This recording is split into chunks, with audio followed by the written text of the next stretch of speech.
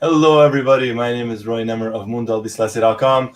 I'm joined by the one, the only, the living legend himself, Sebastian Garcia. Seba, how are you? Hello, everyone. It's good to see you smiling because I know you're frustrated. I know it's difficult for you to smile right now because we were obviously talking behind the scenes, behind the camera before going live, and I can tell you, Roy is not happy with the end of No, of this game. no, it felt like 2 points lost rather than 1.1, especially away from home in Barranquilla. Of course, we were leading this game for 89 minutes, and then we couldn't take the 3 points from No, Barranquilla. I no. think there's a lot to discuss. Obviously, we welcome every comment, every question, every reaction that we're getting. We were really happy the other day after the Chile game. Not so much for the results either, but we were really happy to see interactions from places like Nepal, Vietnam, I don't know, Australia, India, Bangladesh, Australia, everywhere. So we Chile. hope, yeah. So we're hoping for more of that. Obviously, there's a lot of talking points. Yeah. So this is our reaction live for you guys, Yes, and we exactly. hope. We have John. Ola guys very disappointed. It was ours for the taking. Oh, John, you have no idea. You have no idea. We're gonna get to all of this. I see a lot of questions regarding Emiliano Martinez. Uh, really quickly, and we'll obviously talk about him in a little bit. But he's fine. Tweets are coming out. Argentina is reporting, the official Twitter page reporting Emiliano Martinez is fine. He's gonna go back to Buenos Aires. No problem for the Copa America. So that is out of the way. We're Yeah, gonna that obviously is the discuss most that. important. Obviously, that is the most important. We were really scared about that moment. It really looked nasty. I think we should all commend him for having a great performance up until that moment, and then obviously he didn't even drop the ball, and he took a concussion. Obviously, he couldn't continue, but the most important thing is that he's doing fine. He's Yes. gonna recover, and to me, it was one of the probably you could say it was one of the turning points of the game. Personally, I wasn't happy with Marchesin being chosen for as a sub there. I would have liked to see Muso instead of him, Mhm. but well, then you have the last play of the game. What do you think? Do you think he could have done better, Marchesin? Yeah. Yeah, Marchesin, it was. Look, I understand it was a header from close range from the penalty area, but you could tell his reaction. He was a little bit low and a little bit slow, and the ball just kind of crept under him, under his body, under his arm, and we're oh my god, we're gonna get to all of that. I'm gonna have Yeah, my yeah, yeah. little rambling Roy rant. That's what I'm gonna call it. But first things first, Seba. Initial reactions. What did you think in general about the match? I feel like same as you. We dropped 2 points. In essence, that's what it is. That's what happened. I was really pleased with the first half. Obviously, in a game where you're 2-0 up after only 8 minutes, you can't even think or talk about deserving or rewards for what you do. It was just couple of actions, couple of goals. That was something great to see. That was fantastic. But then you have to do something as a team to hold on to that lead, especially playing away. Playing obviously, we've been saying it's difficult to go to Colombia. This is a very interesting team with a lot of talent, and they did well to crawl back and get into the game again. But even then, I think it was a bit unfair. I think we had the best chances. I think we should have won it. And it was just a couple of things that could have gone the other way. But I think we created the best chances even when we were 2-1 up. We didn't have the full responsibility of the game. And we didn't sit back too deep. Maybe with a couple of substitutions and maybe really late in the game, it's understandable. You start to feel tired and whatnot. But I think we had a very good performance. We're gonna win. I know it's a cliche, but we're gonna win more games than we're gonna lose playing like this, and I prefer to take the most encouraging signs out of this. Um, Ospina to me was the difference between Argentina winning by two or three goals, or leaving Barranquilla with only 1 point. To me, that's my initial reaction, and that's the most important things that I can take from this game. No, absolutely, and I agree. And you make obviously some very very valid points. It's obviously we're both frustrated. I think everyone in the chat is frustrated, but at the end of the day, we kind of have to remember that we were playing away from home. The conditions were not easy. We came up against, you mentioned Ospina, absolutely brilliant on the day. Made several saves. We spoke about it a bit off air, and it's what he did. The saves on Lautaro, the saves on Messi, the free kick, the short range, everything. And if the goalkeepers were switched, we probably let in only one goal, if that. Yeah, And obviously the big injury, and we're going to get to it obviously in a little bit, but Emiliano Martinez, that injury changed the whole complexity of the game, I think. And we can't forget either, and it's the same thing for Colombia, but the Copa America is coming up, and you don't want to get these players tired as well. So I kind of understand a little bit where Scaloni was going with the changes that he made. Maybe I don't fully agree with them, but I understand. So at the end of the day, getting a point away in the World Cup qualifiers in South America is, I'll say it's usually a positive. It's always a good thing. And there was a comment in the chat. I apologize. I can't remember who it was. They said, "Look, Colombia did not win, and yeah, this is a Colombia team that got a 3-0 win last time, just a yeah. couple of days ago." So, all things considered, I think yes, it's disappointing, but at the same time, maybe we're being a little bit too harsh, because there were definitely some positives as well, right? Yeah. It wasn't all negative. Yeah, these things are going to happen to you. I mean, a silly mistake. Maybe we can start going Yeah. through. So Maybe I wouldn't say minute by minute of the game, but let's go with the timeline of the game and yeah, try to dissect it and see where were the key points. And to yeah, me, that start, you couldn't ask for a better start. I mean, that was great. That was a great set piece. The ball sent into the area was fantastic. yeah, I can't think of Romero thinking of a better ball coming his way, and that was a hammer. I mean, yeah. the minute he hit the ball, you knew it was going in. That was not even Ospina on a night like tonight could have saved that. So I think that set the tone, gave Argentina tons of confidence. We started showing the best we have, which is, in my opinion, when we are in possession, when there's a lot of movement, when everybody in midfield is involved, and at some point, well, even it was more after the second goal, but I think that was probably the highlight of the whole Scaloni era. I think that first half, few Yeah. minutes in that first half, I think Argentina were really in control, and it didn't look like we could get anything from but 3 points from the game, really. No, and it was a great start. It really was. And like, I'll ask you this: if I would have asked you, Seba, would you be okay? Would you be fine? And not just you, Seba, but everyone in the chat. Let us know. And obviously, if you're watching us on on repeat, on playback, on YouTube, Facebook, leave us a comment. But if I would have asked you, if someone would have told you, look, Argentina goes to Barranquilla 5 or 6 days before the start of the Copa America and get a 2-2 draw with an Emiliano Martinez injury early in the first half, would you have taken it? Probably I wouldn't, because I want to win. I know that we have a team that is good enough to win. But I get what you're saying. Probably, yeah, on paper ahead of the game, especially coming from such a long time without playing, having a very complicated game against Chile. I probably would have taken a point from it, Yeah. but without watching this game, because now I watch it and I would have, Yes. obviously, I wouldn't settle for anything less than Then two or everything. three goals difference. I mean, I think that would have been the real story of the game. Argentina winning by 2 or 3 goals, and maybe Yeah. one of the main talking points that we should be asking ourselves is, what do we have to do to hold on to leads? Because we we were winning against Chile pretty early on as well.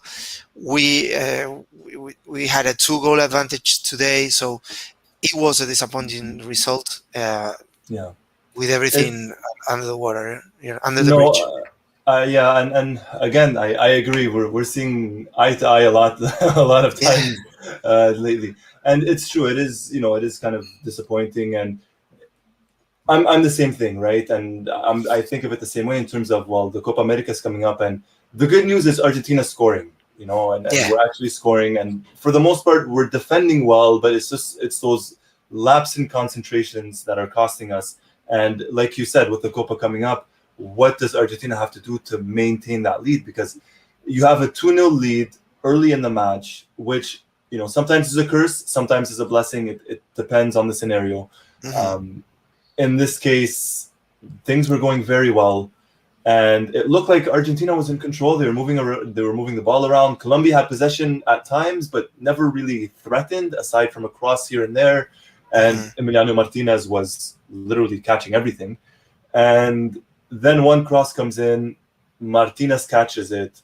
Jeremina kind of slams into him, and Martinez knocks his head on the pitch, on the field, and he gets substituted off, and that changes yeah, everything. yeah. But please don't let me forget about that amazing second goal we scored, Leandro Paredes. Yes. There's a club. I'll tell you something about the football in grassroots Mm-hmm. level in Argentina. There are plenty of little five-a-side clubs. These are social clubs that you have one in every neighborhood, and there's a very famous one with a very big pedigree and history of players that were coming from there. It's called Club Parque. Several greats from Argentinos Juniors had their start there. Like I think maybe I will make a couple of mistakes here with the names, but Juan Pablo Sorin, Fernando Gago. There were several players coming from Club Parque, and it's a five-a-side game, very fast and very. It's where all the players a lot of players from Argentina hone their skills and learn to dribble around in very tight spaces. And that goal was futsal. It was like five-a-side. He was just slaloming his way through the defense. I think he even nutmegged Otamendi.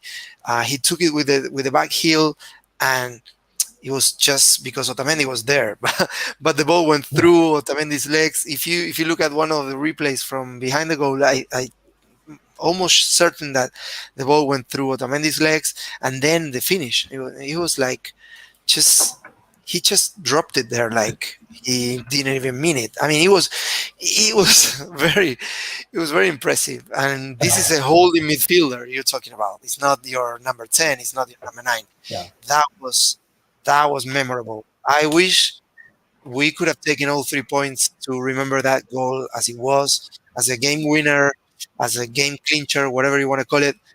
But it's the highlight. To me, it was the highlight of the game. Bar none, it was something else. Hats off to Leandro Paredes. That was an impressive goal. It, I'm lost for words. I said a lot of it, words now. Yeah.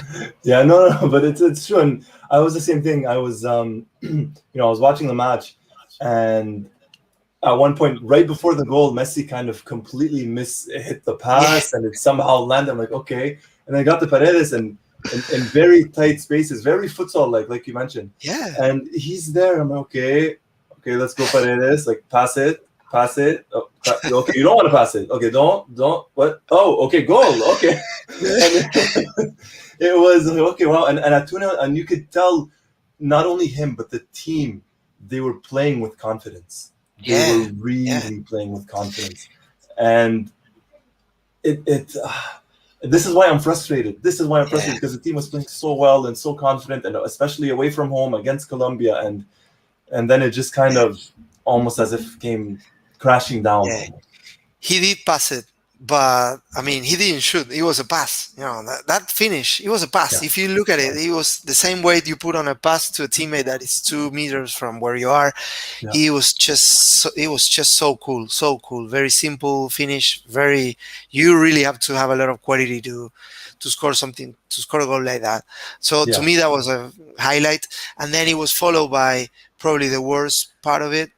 I think it was even worse than the equalizer. Obviously, um, nobody liked to see that equalizer, but in my opinion, safety, health are always first. And when I see Emiliano falling so hard on the ground, and the movement of his neck and his head hitting the grass, it was scary, and we were all feeling for him. And talking about the sport side of things, you feel for him because he was waiting a long time for this opportunity. He had a very uneventful game against Chile because he didn't have to work that much. Um, and the goal that Chile scored, I wouldn't blame him 100% for that. And tonight, he was, as you said earlier, he was composed, he was safe, he was good in the air, he was very good until the moment that, even including that play, because as I said, he didn't drop the ball. It he held was on to it. yeah, it was an encouraging performance for him up until that point, and unfortunately he had to be replaced. Yeah, Metal says, I hope he recovers. Yeah, we all do. He's doing well. As Roy, if you just joining, Roy already mentioned he's doing all right. He's gonna recover. Now the team is going back to Buenos Aires, and then they're going to prepare. I think they have like 5 training sessions ahead of next Monday's debut against Chile at yeah. the Maracanã.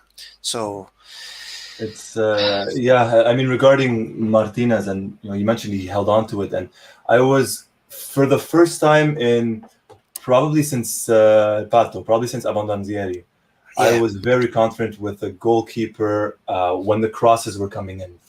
Nothing mhm, against Armani, nothing against Romero or anything like that, but no one for me has that confidence, or no one commands the penalty area quite like Emiliano Martinez. From what I've seen so far in his 2 games, he's not afraid to go out to punch the ball and punch it properly as well. He's not afraid to catch it. And I would say he's more demanding than probably some of the other goalkeepers we have on the team, or probably even in recent years. And again, nothing against Franco Armani, nothing against Musso or Romero or Caballero or anyone that came before, but he seems confident, and hopefully he is doing better. I mentioned it earlier, and I'll read the quote here. He said this after the match. So this is Emiliano Martinez said this following the match, and I quote, he said, "I'm better. It was a strong hit. The medical staff did their job. Obviously I wanted to play, but they had to take me off because I lost consciousness." So that right there, no one could blame him. No one could blame the staff. You can't blame anyone for this. It mhm. happens. And then the Argentina Twitter account tweeted that he's fine and he's flying back to Buenos Aires along with the team. So you Yeah, said, Seba, that he's worked so hard and he finally got this chance. Now it really looks like it could be up in the air. Are they going to continue risking it with Martinez? Are they going to go to Armani, who's still testing positive for COVID, for PCR? mhm, Personally, I don't think they're going to stay with Marquezin. I don't believe the performance he had today. He looked a little bit shaky.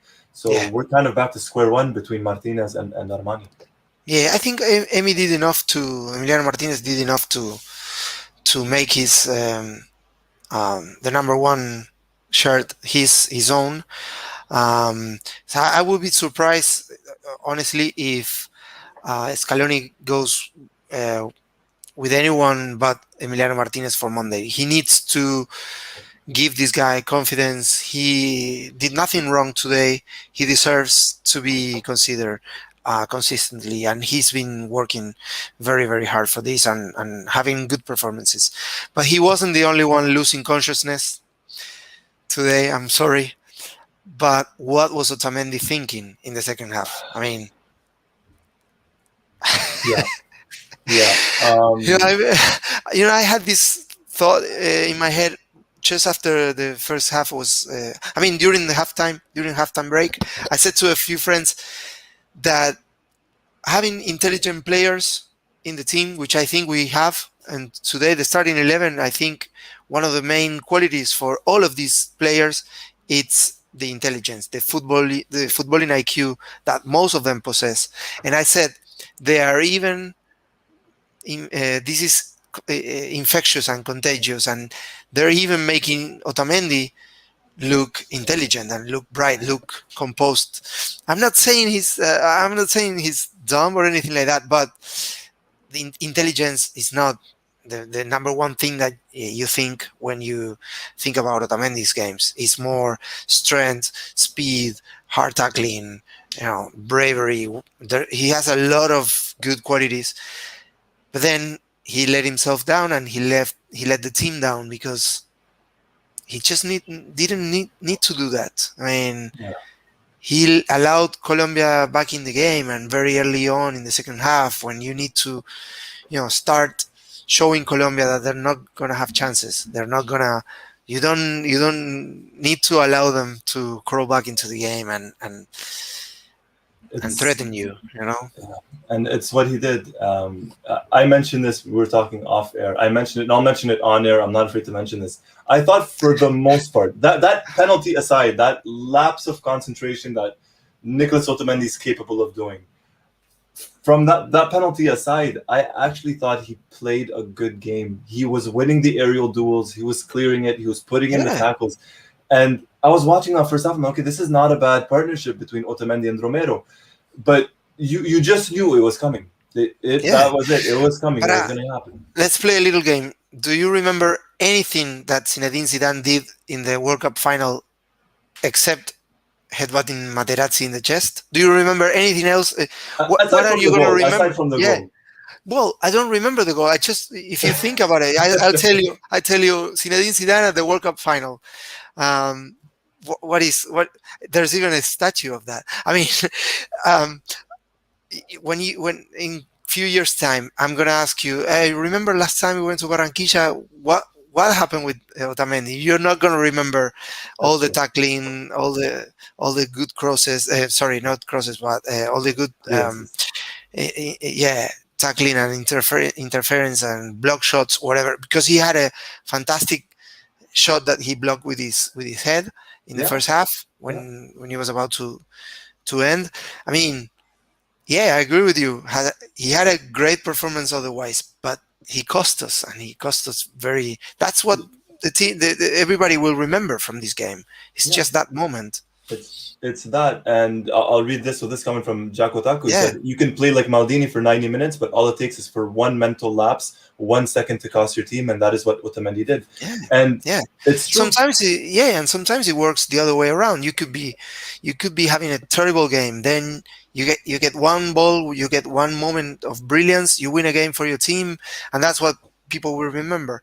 There's going to be a lot of I remember, like, for example, Di Maria against Switzerland. He was, in my opinion, he was terrible for 117 minutes, but then he was there. I think he shot that day like 14 times, 14 block shots, or something like that, but they were all with a man marking him very closely, and he was just shooting against the defenders. He wasn't very intelligent during that game, but everybody will remember Di Maria against Switzerland. He scored the game-winning goal, and we went on to the next stage of the World Cup. Yeah, and that is very important, It was. It helped take us to the final. Of course, I'll take that. But without that, it was a terrible game. And I'm just telling you, it works both ways. It could be that you're brilliant for 90 minutes and then you cost your team big time, or the other way around. So in this case, I think for Otamendi, it's going to be that kind of game that we will all remember because of a stupid penalty kick that he gave away. Yeah. And sorry, Seba, just one thing. I guess we'll clear some things up. So there's a question here. It says, will Christian Romero play the opener against Chile at the Copa America because he got a back-to-back yellow? Yes, he will. So the yellow cards accumulations in the qualifiers remain in the qualifiers. So Romero will miss the match versus Venezuela, I believe in Caracas in September. So Yeah, he's elevated. the only question mark, he had to be replaced. I think he had an issue with some with a muscle. Discomfort. It Yeah. could be muscle issue, and that will be the only question mark ahead of the Chile game, because if he's good to go, he's gonna start. I don't think he did anything wrong. On the contrary, he did most things right, He including that fantastic goal. Yeah, he was my player of the match. In the first half, he was a monster. Even forget the goal, yeah, he was a monster. The tackles and yeah. the clearances and everything. Um, Yeah, and remember yeah. there was a play in the first half. Remember, it was one of the many saves. Ospina had 6 saves uh, tonight. Mhm. Argentina had 8 shots on target. 2 went in, and then the other 6 obviously were saved by Ospina. 3 from Lautaro and 3 from Messi, which were both very active. They could have been in the score sheet as well. But in one of the saves that Ospina made from Lautaro, it was a fantastic counterattack that then the rebound ended up falling to Nicolas. That he shot and he hit the side netting. That action actually starts with a fantastic line breaker pass from Romero Yeah. to Lo Celso, and then Lo Celso plays a through ball that is fantastic. We've been talking about these midfielders that we have. Mhm. All of them have the ability to play a through ball, leave you one on one with the keeper, shot from the distance, tackle, organize, play the short game, interchange passes. We've seen that from all of them tonight. I think all of them were good. We're having a good Yeah. game. Daniel Gonzalez is asking what are our thoughts about Lo Celso being removed. I think it was also down to injury. I think he was complaining about something that was giving him some pain. So he was replaced by Palacios. I think Ezequiel had a very good game. But Lo Celso was good. I think he was good on possession. He gave us options. That moment, that was amazing. That pass that he put for Lautaro, and Lautaro then took a shot At, that yeah, Ospina saved. at 3-0, if that shot goes in by Gonzalez, by Nicolas Gonzalez at 3-0, I think that's it. I Of think that's it. course. We don't get another Istanbul between Liverpool and and Milan. No, I think that's it. no. Yeah, and of course, because he would have killed Colombia's morale as well. Would have probably allow you to play a lot with a lot less pressure on you, especially in the last few minutes, because as the game goes on, you're tired. Colombia is putting pressure. Colombia made a couple of interesting early substitutions. They were not afraid to ring the changes. I think we should give Colombia credit for the second half. They kept trying, um, but Look, and I agree. Obviously, Colombia made the changes, and you have to give credit to Colombia, and credit to them. Their players never gave up, because it's yeah, very easy to give up when you're down 2-0, especially at home, and the pressure is on you and everything. So, credit to them. But and the one thing that I don't understand, and I hate to go back about Otamendi, is you knew Colombia was going to come out of that second half and just, as they say, guns blazing, and they were just going to apply the pressure, and you have to absorb the pressure. And to have that mistake from Otamendi, from one of the veterans on the team, someone who could technically be captain if Leo wasn't there in terms of experience, to have him do that when everyone else around you is having, I won't say a perfect game, but a solid game, they're playing well, and such a silly, pointless, useless mistake. It wasn't as if it was a tackle and he misread it and he got the player and not the ball. No, it was a hand, it was an elbow, and you're there and you're like, oh, this is it. And also there's VAR. We didn't have any intervention from VAR, video no, assistant refereeing, no, but you don't do that in this. no, In this, this is a clear penalty. of course, and yeah, you made a good point, because up until that moment, if I ask you who had a bad game for Argentina first half, No one. you wouldn't be able to point your finger at anybody. You could probably say, yeah, I would have expected a little bit more from him, or from this other guy, Mhm. but you couldn't point your finger at anybody having a bad game. I think there were a lot of high points. I really liked the midfield, the midfield trio. Very early on, the ball was already on an assist. Paredes was already on a goal. They were very, very good in command, in possession.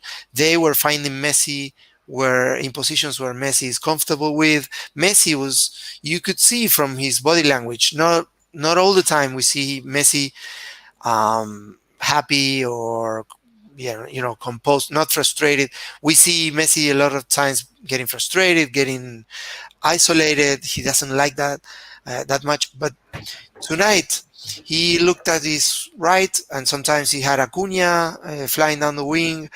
Many times he had Lo Celso a little closer to him. If he went to the right, which was more his natural position, he had Nicolas, Lautaro going there, De Paul joining in the attack, Paredes to support. I mean, it was a complete performance in the first half from many of our players, including Messi as well. He was very active, and the difference could have been a bit more in the first half. But then, in the second half, even if we didn't see the same level of performances from the team as a whole, we had a lot of chances as well. Yes. Nobody could say that we couldn't have gone up 4-1 at some point, because Ospina saved that free kick from Messi, then another shot from Messi. I thought that was going in.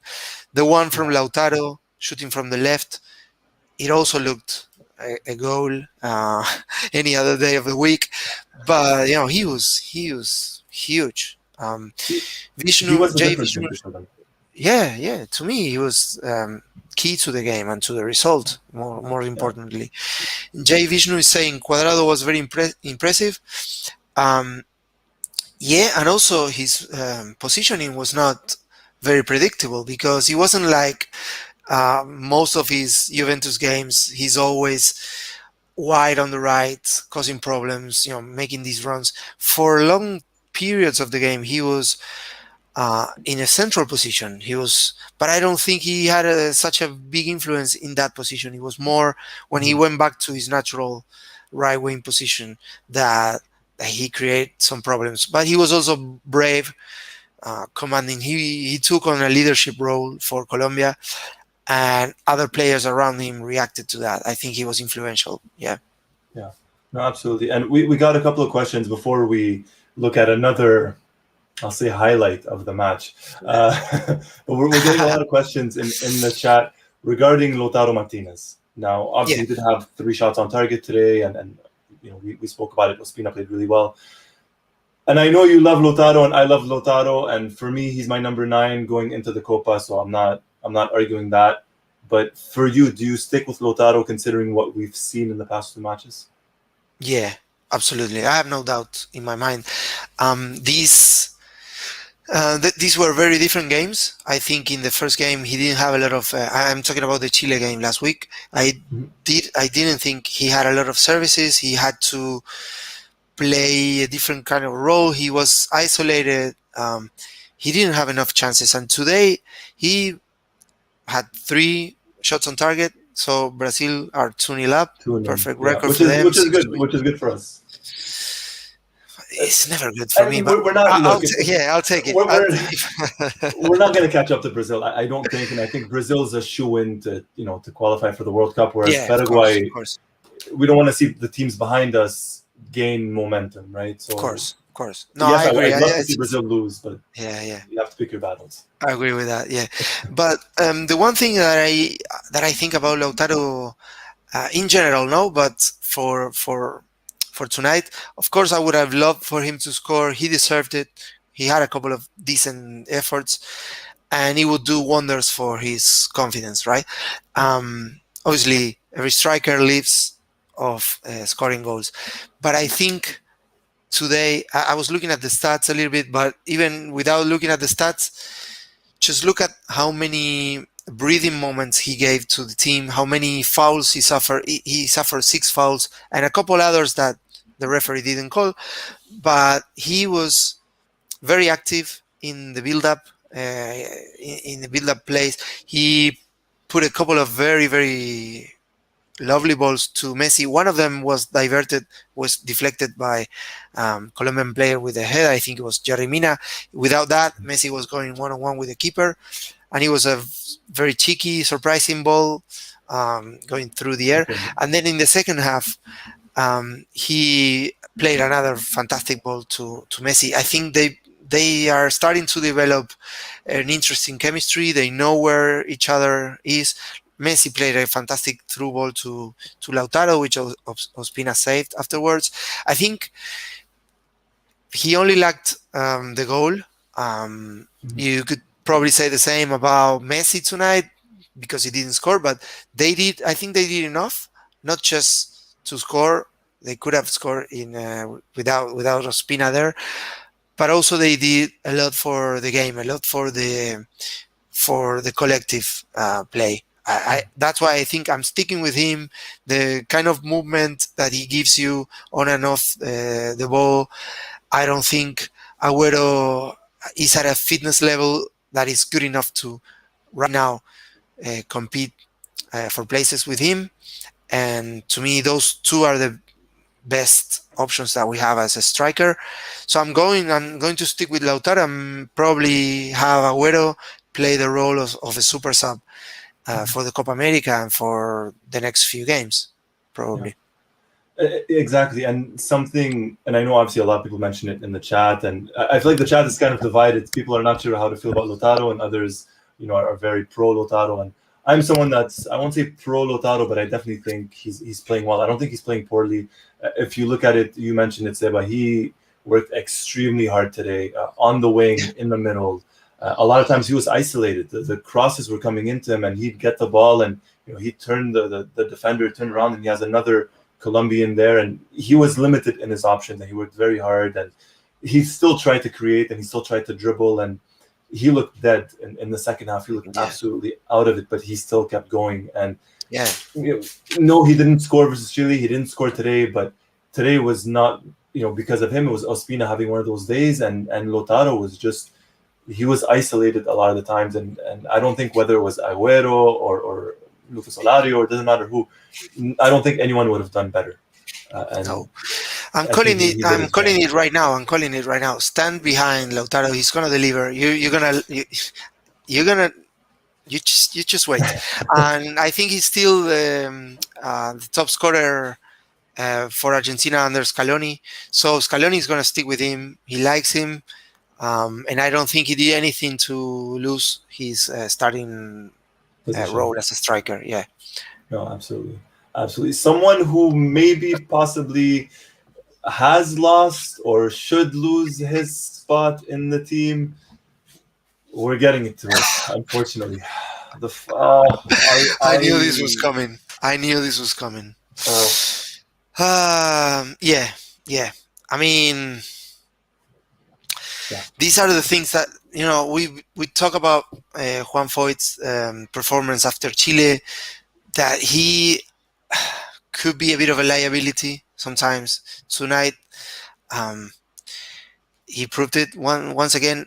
The other game against Chile, he played as a right back, so Montiel wasn't ready to play there, so Scaloni put him there. So we should give him the benefit of the doubt because he wasn't playing in his natural position. But tonight he had cover on the right because Montiel was still there. He had a couple of other center backs, and in a moment like that, you should trust your central defenders to get the ball away from there, whatever it takes. I mean, and he was just not up to it tonight, I don't think. No. Look, and you mentioned obviously he got a pass versus Chile, and I don't think he played poorly versus Chile, to be honest. His mistake led to the goal, and unfortunately for him, for the team, and for everyone that supports Argentina, his mistake essentially led to the second goal. And the mistake that he had today has, and I know it's not, that wasn't your point, but it had nothing to do with him playing as a right back or center back or left back or striker. It was, he had the ball in front of his penalty area. He had options. He could have passed it. He could have cleared it. and he was surrounded one player on his left, one player on his right, Colombian players, and he decided to dribble. Yeah. And Yeah. I'm all for ball playing defenders. I love defenders bringing it up from the back, with clear passes, or even if they can dribble, that's fantastic. But you have to think first and act later, and that's what he didn't do. Um, if you go hard with the book and with the math and with the stats and whatever you want to call it, the facts, whatever, his silly mistake generated the free kick for Chile that ended up with them equalizing. So 2 points drop by Argentina, and tonight again. And I'm not saying that he shouldn't be playing for the national team at all. You should continue giving him chances, but you should be careful when you pick him, where you bring him on, and what you ask from him. Maybe tonight. he's I don't think he's quite ready. Hopefully he will be in the future. Obviously he's still very young, and Yeah. as a defender you get better with, well, just like any other position, but specifically as a defender you get better with age in terms of your positioning and the reading of the game and everything. And I think Foyth has shown that in my opinion, he's shown two things. He's shown, number one, he's still prone to those mistakes, similar to Otamendi, where Foyth could have a brilliant game and then I think he'll just have one lapse in concentration that will cost. And I think we're not yet there with Foyth, where if you're trying to close out a game, I think he's shown that he's not capable of doing it. Yeah. This is not a knock on him. He's still very young, and Scaloni is still kind of tinkering and changing around with the back line, but regardless, he's shown more than once now. He's shown twice in the past two games that he's not up for it when it comes to closing down the match. And it's silly mistakes. It's not like he got beat for pace, where you just say, well, he got beat for pace, he's tired or he's slow, and the other player was faster. It's not that. That's fine, but it's just, it was a lapse in concentration. And and it hurts me even more because, speaking of closing the game, if you remember, maybe not even 1 minute before, maybe it was a matter of seconds, but there was a great recovery from De Paul. He played a long ball to Messi. He probably put too much weight in the pass. You can't really say it was a bad pass or terrible, because you have Messi there. Messi can change any bad pass into a moment of brilliance. And the ball was tired too. It's easy to miss that pass. Of course. But I think it all goes down to the decision, because that was a good decision. De Paul had a couple of costly mistakes trying to play some pretentious passes, or trying to play difficult passes. It was a couple of maybe lapse of concentration. It didn't result in any goal for Colombia, and I think De Paul, we can probably talk a little bit about him later on. But in that moment, he was at the right place. He he made a fantastic recovery, and he played the ball to Messi. Then it was just a matter of inches that Messi clipped. Yeah, Messi clipped the foot of a defender. But it was probably a goal scoring opportunity for us, and the game killer. And then a minute later, a lapse of concentration ended up costing Argentina dearly. Look, in all likelihood, Argentina will still qualify for the World Cup. In all likelihood, unless a disaster happens. I'm knocking on wood right now. I don't want to jinx this, but it's sometimes it's these things that add a bit more, unnecessary pressure to the next matches. And now, how much of a blow is this psychologically going into the Copa? Because that's a match. You're playing Chile on Monday, and you drew 1-1 against them in Argentina, and now you're playing them obviously in Brazil. So you're playing Chile again, who's never an easy opponent, at least lately for Argentina. And it's the start of the Copa, and you need every momentum you get. And there's a difference between winning 2-1 tonight and drawing 2-2 the way they drew going up against Chile. Because if it was the opposite, if it was Colombia that was leading 2-0 in Barranquilla, in Colombia, and Argentina came back and drew 2-2, then you say, okay, morale is probably high, they're doing well, they came back from behind. but it's the opposite. And Mm-hmm. it's sometimes it's that extra weight on the pass or whatever it is that could be the difference. And in this case, yes, it was an extra weight on the pass by De Paul. You can't blame him for that, and everyone was tired at the end of the game. But it just goes back to that mistake. And look, Foyth made a mistake. Should the goalkeeper have done better? That is another valid point. Before we comment on that, Carl Davis is sending a question. Foyth needs regular time for Argentina, just like Villarreal. That's, it's a very good point. It could be valid for every other national team player, but that's the thing for the international level. You don't get a rematch every week like Foyth can get for Villarreal. He can play Getafe on Sunday, then next Sunday Levante, then he could have a terrible mistake against Betis, but then the following week he plays a good game against Sevilla, whatever. But that's the thing that club level gives you, and the demands of the international game, and especially a big national team like Argentina with a lot of other options. Sometimes it's a bit ruthless with players, and we've seen players suffer from this. Players that didn't have enough chances and were not able to prove themselves at the top level with Argentina. No, and look, he's still young. Obviously, he won the Europa League with Villarreal last week or 2 weeks ago now. So hopefully that helps him. One thing I am disappointed in, I know we kind of spoke about this earlier, and I'll read the comment here from Daniel Gonzalez. He says, okay, guys, let's touch on Scaloni. Where do we place the strategy, preparation, and in-game subbing? Are we wasting the final World Cup with Messi? Maybe you have Daniel, if you're still watching, you have like 2 hours for us to dissect this, because it's a lot to talk to. This is a big topic. About. Yeah. I mean, let's just start from the beginning. I mean, nobody expected Scaloni to be the national team for Argentina. I'm not saying right now, I'm saying ever, because he wasn't tested at club level. He didn't have a lot of experience. He was just like the last survivor from a wreckage, and then the job was his. And it was only because the AFA was a mess at the time. But then things started to work in his favor because the players like him. He's very close to them in terms of like generation wise. He's not that old, so he can get to players a lot better than someone like Bausa was able to, or even Sampaoli, who's not that old, but they have a bit of more of a connection. They still see him a lot as a player, and they saw him play for the national team.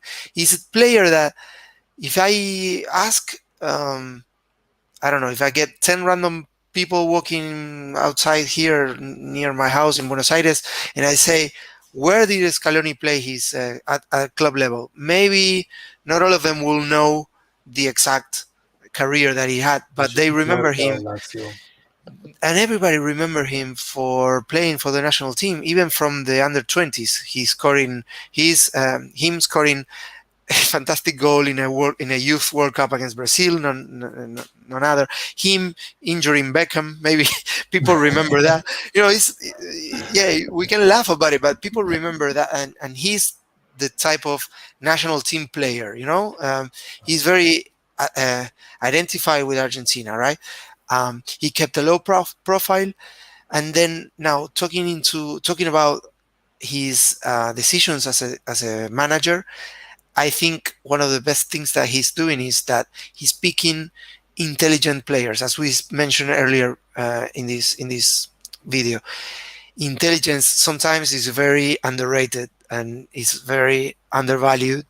And to me, if you have a team of 11 intelligent players, you will beat 11 skillful players that don't have brains, just to give a blunt example. So I think what he's doing is surrounding Messi with players that are able to play a 1-2 with him, will always find them in good positions, will give him a breather every now and then.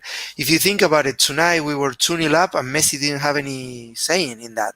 And that is not easy to accomplish. So in terms of wasting Messi's last World Cup, I hope it's not the last. If he keeps healthy and competitive, he may want to go for two more.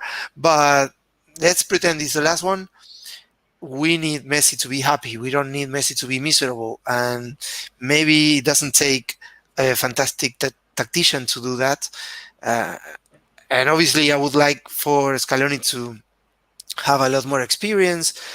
Probably he can improve his decision making every now and then. But I don't think he did a lot wrong so far. Not only tonight, but so far, I don't think he did a lot of things wrong.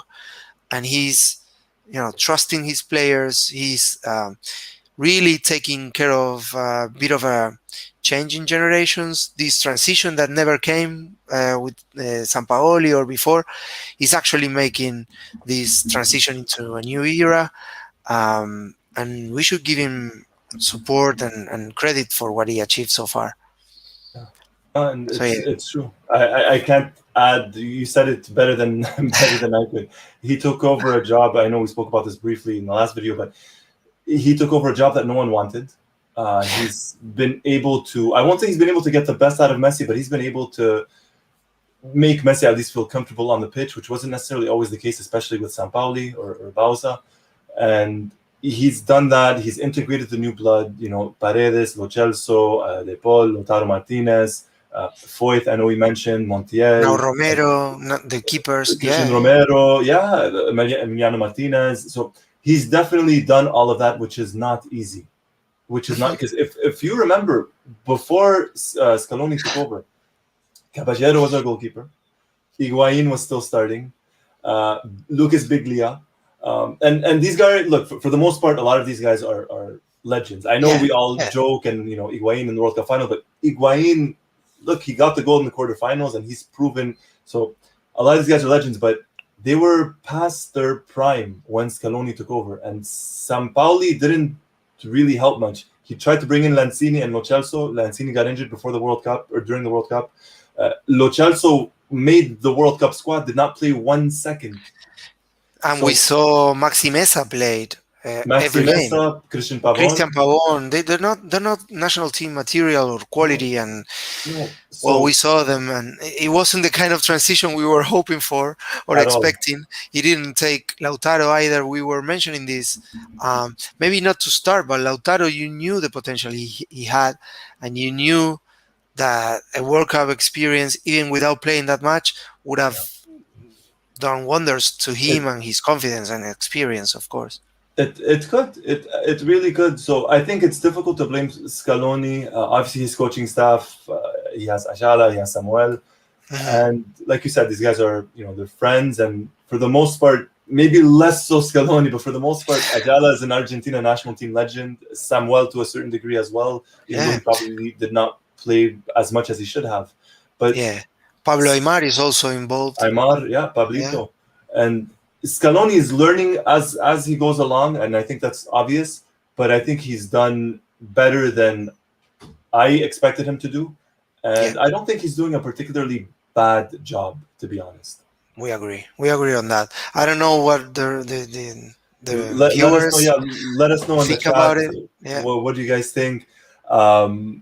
Let's take a look here. So there's a lot of talk about Messi and him being tired. I think it's normal to a certain degree, and it's something we didn't really talk too much about. But the conditions, it was very hot. It was in the 30s in Colombia, in Barranquilla for the match. The humidity, and it's not easy. That's not easy at all. Absolutely. And up next, Seba, it's Chile on Monday. Obviously, we're gonna have a couple of days where we're gonna have a lot of news. I have to confess, I'm not very into the Copa America mode yet. Obviously, the off the pitch controversies and everything that's going on with the pandemic and with how this competition is going to be played, regardless of any of the other matters that are more important. I mean, there's 500,000 people who lost their lives in Brazil, and it will go ahead. So I'm not. I was in the mood for and very focused on these World Cup qualifiers, of course. Then I need more time to get into the Copa America rhythm, get into the rhythm of the competition, because it's been a fiasco so far, in so many ways that it's even disgusting me at some point. Of course, the players are not to blame; they're powerless in these kind of situations. It's more the confederations, the governments, the sponsorship, all the stuff that it's outside of the players' reach. Yeah. But yeah, I'm not trying to bring everybody Not in the down spirit. here, the spirits, but I need some time to get into the Copa America mode. Yet I'm all for World Cup qualifiers. I was looking at the standings, and right now we are, Chile and Bolivia right now are it's a scoreless draw so far. I think they're drawing, yeah. But as it stands, we are 5 points ahead of Paraguay, and they are the team that are outside of qualifying places. Yeah. But we should have been higher up ahead. the stand. Yeah, we should have a bigger cushion, because in a certain way, we dropped 4 points in 1 week, and that is not what I would like to stay with. But it's also a fact, and it's affecting. Absolutely. It's affecting us. For sure, and I think, obviously you mentioned the Copa America and everything going on, not only in Brazil, but obviously in Argentina. Like, there's a reason why this Copa America, if it does happen, there's a reason why it's being played in Brazil and not in Argentina and Colombia. And obviously that, that changes everything for everyone in general. I'm not talking about the match, but like you said, you're not really in the mood. And I think that's very normal. And I think there was a comment, someone said, we won't really be in the Copa mood until probably the end of it or the middle of it. Yeah. And, it doesn't help, I guess, morale, or it doesn't help getting in the mood when, like you said, we kind of, and I'm not trying to be negative, right? Because I'm still glad that we were able to get something out of the match in Colombia, but maybe the fact that we did not get a win, maybe tonight kind of leaves a sour taste in our mouth. But, hopefully if the Copa does happen, from a fan's point of view, I'm being selfish, I hope it happens as a fan. As a human, I understand why I don't want this to happen, obviously. But, if it does happen, hopefully Argentina is able to bring us some joy. Hopefully we're able to get some wins and ultimately, get that Copa. I think winning the Copa this year would help change the morale significantly for fans, specifically in Argentina, but obviously elsewhere as well. Yeah, I think it would be very unlikely, not because I don't trust our ability and what we are doing or our players. I think there could be a clause in there in the contract when Bolsonaro agreed to host this Copa America, saying, "Hey, please don't allow Messi to lift the trophy at the Maracanã, because it's not gonna play very well with my supporters." But all jokes aside, or whatever the comments, it's not gonna be easy. Every time Brazil hosted a Copa America, they won it. They hosted it 5 times. This is gonna be the 6th, and obviously the last one they did it, and we remember what happened. Messi was really upset after the game. It cost him very dearly with what he said after the game, but I think we were robbed that night. We could have won it, but it wasn't to be. If that tournament was held anywhere else but Brazil, I think Argentina wins that match. But like you said, Argentina in another final in Brazil at the Maracanã, it looks difficult. It looks very difficult. I think we had our one real chance at it 7 years ago now. Yeah. And that would have been the biggest one. That would have been as probably as sweet, if not sweeter, than winning it at the Monumental. I don't know. No, I think it would have been sweeter. Yeah, of course. Of course, yeah.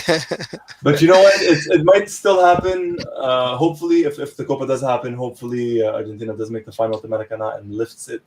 I think that would help everyone's everyone's morale and give Yeah, us all the boost that I think we need again. Brazil, they're flying at the moment. I mean, they're untouchable. They're the clear favorite. I don't remember a team heading into a Copa America as strong a favorite as Brazil is.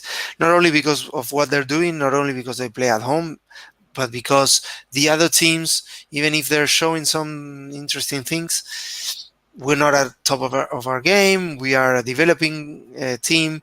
Probably it's good that the World Cup is happening in a year and a bit, Yeah, because it will give us time for uh, allowing this idea to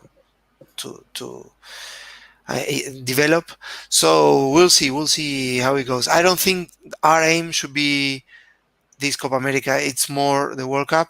I yeah. think it's a good um, It's a good stage goal. It's a good for, objective. yeah, for testing. Yeah, Yeah, yeah. yeah. It's you know what, and you mentioned something. No one in South America is playing as well and with the confidence that Brazil has, which is absolutely true. Even Uruguay, I think they drew in Montevideo versus Paraguay a couple of days ago, And so also in Venezuela, they couldn't beat Venezuela, they're going to beat so Venezuela. they haven't won in the last three games. They Yeah, won one in the last five. So yeah, it's and not looking very good for them, and they're no, fourth. and So they're usually in the top three always, or at least top two, yeah, generally speaking, in the standings.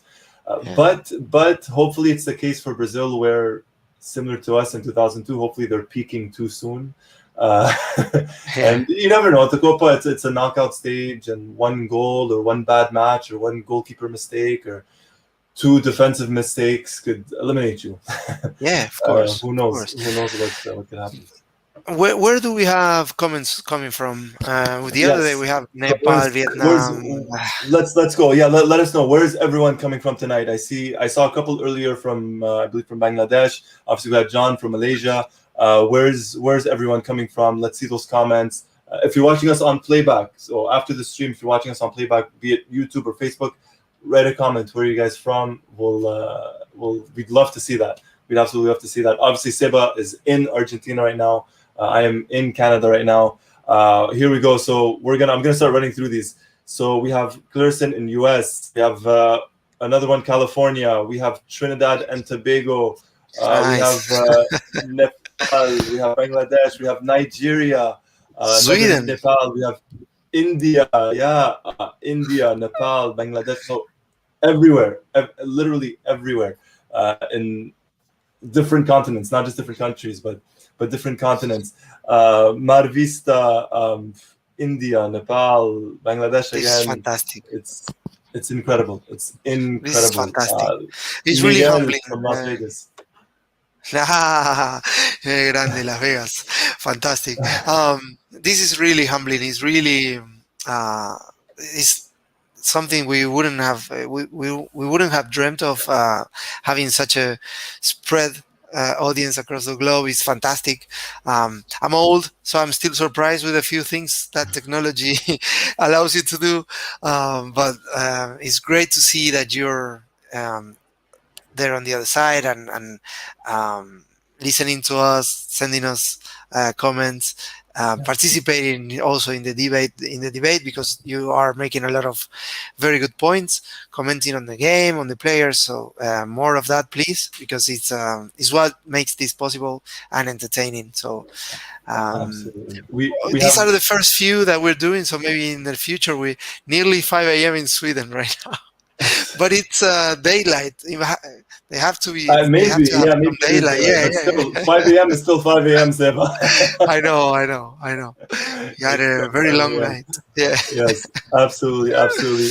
Daniel Gonzalez says thank you guys for all your input. Thank you guys for joining us, for leaving your comments, for giving us your input. And let's try and end this on a little bit of a high. So we have Gavin Rodriguez here, who says we did well today. After a while, I see a strong base of players, which is a positive, right? Because we do want to end this on a positive. I don't think we're Yeah. trying to be negative by any means. So I am. No, There is and some I positives. agree. I agree with this last point. Obviously, and also the age average is at a very is at a place where I like it, because you Mhm. have players with a lot of experience, and then you have up and coming players who haven't reached their peak yet, but they're already playing for the national team. There are a few in the national team, so it's very, very encouraging to see this. It's not something that we've seen plenty of in the past. No. So it's finally the transition is happening. I think it's taking a lot. It's taking a long time, but it's happening, and it's good to see. No, exactly. And for the longest time, it was always that Messi generation: Messi, Higuain, Agüero, Di Maria, even Mascherano. Even though Mascher was maybe a little bit before, but now it's really. I mean, honestly speaking, and I know I hate to mention this. I know you two say, but after Messi's gone, what is this? The Lautaro generation? Is this the Paredes? You said we were going to end up on a high, so don't mention. Yes, don't mention, forget what I said. I'm going to try. Messi will play forever. Messi will play forever. Yes, he will. Oh my God! 3:55 a.m. in Nigeria. Whoa. Yes, and it's getting late for you, Seba. It's getting a little bit late for me as well. I think it's getting late for everyone. I guess maybe unless you're on maybe Bangladesh, India, maybe it's early morning for you guys, or maybe around noon. But this was it. Any final thoughts about bringing us home? No, that Totoro says we're gonna do fine. We're gonna be okay. There you go. Here's my neighbor Totoro saying hello to all of you. Final thoughts. I would like to stay with the positive. Yes. Of course, the game has just finished. Right after the game, we jumped into this. We're still in the heat of the moment, so to speak.